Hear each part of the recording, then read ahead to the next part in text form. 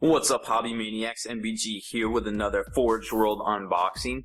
You guys have probably seen this guy already because he's been out for a little bit, but I still wanted to show him to you anyways. This is Sevatar, the crazy first captain of the Night Lords Legion of Space Marines back in the Horus Heresy or 30K or whatever you want to call it. A lot of people know him from the ADB Horus Heresy books, but he is quite the character, and finally he got his character model in the new release, I guess a couple months ago, from Forge World. So, pretty cool stuff, right following in the footsteps of Night Haunter around, I guess it was the holiday season. Now, it comes in a normal Forge World size, gift box kind of thing here that, it's about the normal size, but nothing to sneeze at nonetheless. Now, of course, Sevatar, his real name, I believe is Jago Sevatarian or Jago, whatever. I apologize if I mispronounce it, but I can't win them all there. This guy is pretty dope. Of course, he is a consummate fighter, like a warrior without peer. He's not the berserker like Angron or Karn. He's definitely mentioned along the names of like Corwin of the Corswin of the Dark Angels, and some of the other guys out there that were also very good fighter. I think First Captain Eidolon of the Emperor's Children as well, he was also compared to. Of course, he is the first character of the Warhammer universe, or 40K far future, whatever you want to call it, 40K, 30K, to be attributed with uttering the famous line, "Death to the False Emperor," which I thought was pretty neat. That definitely cements his place in history as far as the the heresy goes. So let's get in here and kind of take a look at them. Nothing really too crazy to see there. So once we get this open, you can kind of see a little bit better the detail, and of course the packaging. I like how Forge World does the little foamy inserts now. If you've been following along on the channel for a while, you know that my Angron model, that when it first came out, I picked him up and it came to me pretty smashed up. His cowl, all the points on his cowl or his cape around his back where the backpack goes were all smashed up because they kind of just put it in here and shipped it out. And generally over time, it seems like their shipping procedures and things like that have gotten a lot better at Forge World. And of course, you can always call them and hit them up about some customer service issues. If you're missing pieces or pieces are miscast, sometimes they might want pictures, but usually they're pretty good about the whole ordeal altogether. I have Verizon here in the States. I had to add a plan. It was like $5 a month or whatever. And I'm actually picking up that much Forge World myself, or through customers doing commissions and things like that I actually have to call them a great deal. Now I just usually just email them, and if they ask me for a picture, I give them a picture. But that being said, sometimes it's better to call them. Remember, they are 5 to 6 hours ahead of us, depending on where you are in the States. I guess up to 7 hours if you're in Pacific, 7 or 8, just depending on all that, physics and the moon and cats in the cradle. Anyways, so that being said, definitely applause and appreciation to them. But I noticed in the last shipment box there was this insert here along with the normal bubble wrap, and what this appears to be, kind of surrounding the models and surrounding the bubbles, is a kind of like a reverse corrugate kind of packing material. And then you're probably like, MBG Rob, why the heck are you showing me stupid cardboard? Well, I want to show you that you can hopefully rest assured that your stuff will make it across the Atlantic if you're buying stuff here in the States. This has a low tack to it, which basically means it's basically semi-sticky. And so I guess what the theory is that the packaging or the bubble wrapping will actually stick to it and not as much give, and keep your stuff a little bit more secure. So it's always cool to see new packing material and new things and new processes and procedures over at the Games Workshop warehouse.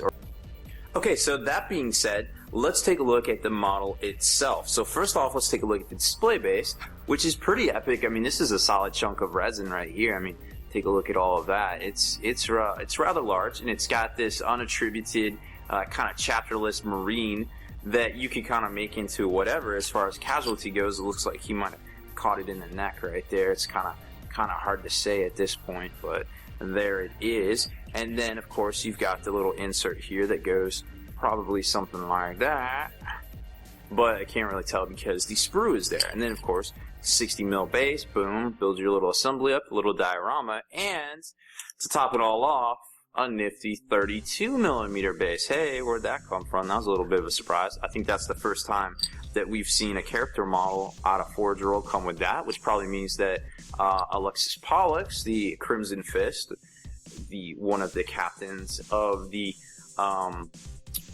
the Imperial Fist. Too many fists running through my brain right now as far as Legions goes. But so that he might actually come on that too. So it's interesting to see that. Now, of course, there was a little bit of a firestorm on Warseer the other day, I think it was, where they kind of noted that on one of the Games Workshop big Necron battle boxes, it said it came with both sides of bases.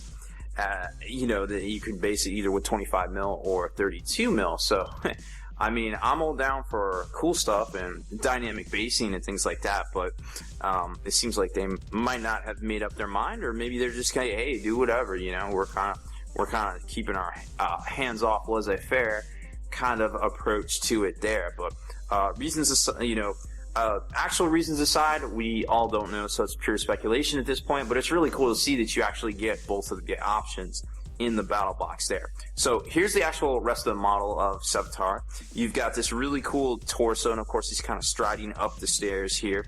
All sorts of intricate details. I mean, you got the Night Lord's iconography, crazy semi-chaos trim at this point, skulls, flesh capes.